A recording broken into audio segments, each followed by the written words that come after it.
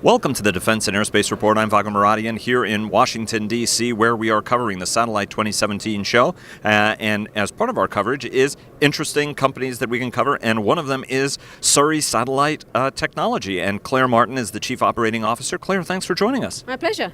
One of the things which I think is really neat is in 2008, you guys were born, and I recall that was part of the drive for the UK on an indigenous basis to try to get back into the space game with a very long history of technology, some failed starts, some really, really neat historical projects. But tell it, and at the time I remember you guys saying that you guys were also going to try to be growing in the United States, obviously the most important space market. Yeah. Tell us a little bit about what's happened to you kids since you were born in 2008, and a little bit of what you're doing here in the United States. Yes, absolutely. So in the United States, we actually opened the office in 2008. So the UK parent company made a decision that needed to expand.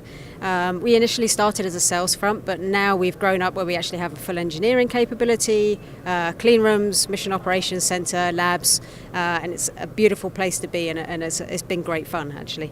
And you guys also have a satellite that's in construction in that clean room that you have. We do. What we like to do is our focus is to help customers solve their problems. And this is kind of a unique mission. There's a lot of payloads out there, as you know, that need a ride. So we actually put together a mission that we were doing ourselves. We had some spare capacity. So we created a hosted payload opportunity and offered a ride to JPL and to the Air Force as well. So we have 3 payloads on between those 2 customers, which we're going to launch for them. And how soon do they get launched? It's due to go up in September this year, but the launch industry being the launch industry, we will see. Maybe it can coincide with the 70th anniversary of the Air Force. What are some of the capabilities you guys are bringing to bear? Tell us a little bit about the history of the company and what you feel are the competitive advantages that you guys are bringing to the market.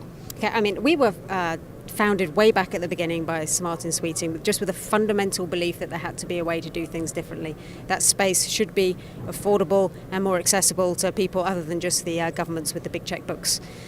So we try to bring commercial practices, commercial parts into space, bringing in different ways of doing things, focusing on test, focusing on rapid development, and continually striving with our customers, working in partnership with them to actually try and solve their problem, not just build a standard product or build to a big set of requirements. What would be a good example of what you guys are most proud about, if you can point to an example of here was the old way of doing things and here's what we introduced that was a cheaper but a smarter and better way of doing something? Oh, so many examples. A couple of classic ones that are known, probably the GOVA, so that was the frequency filer for the Galileo mission. Very rapid, only had 27 months, had to do it our way, not the institutional way, in order to achieve that, and we were successful. In fact, it is still operating today. But we've even had momentum wheels on the Rosetta lander. So it's a capability we can bring to bear to solve many different problems. Our sweet spot, as you know, and we're most famous for, is our low Earth orbit constellations. But we love to solve people's problems. That's what we do best. And why Surrey? Because if you look at it, there are a lot of people who go, Surrey. I mean, why is that such a great place to be in order to do the kind of work you guys are doing?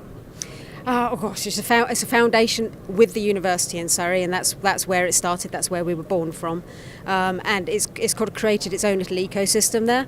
And then in the US, we've actually opened up in Colorado, similar setup. It's got its own very good space ecosystem there. So you have a lot of great talent, you have a lot of great ideas, and a lot of great networking can go on. And where do you guys expect to be in 5 years? Oh, we'll be building much more spacecraft in Colorado, and I'm looking forward to that. Fantastic, Clare. Thanks very much for joining us. Thank you, my pleasure.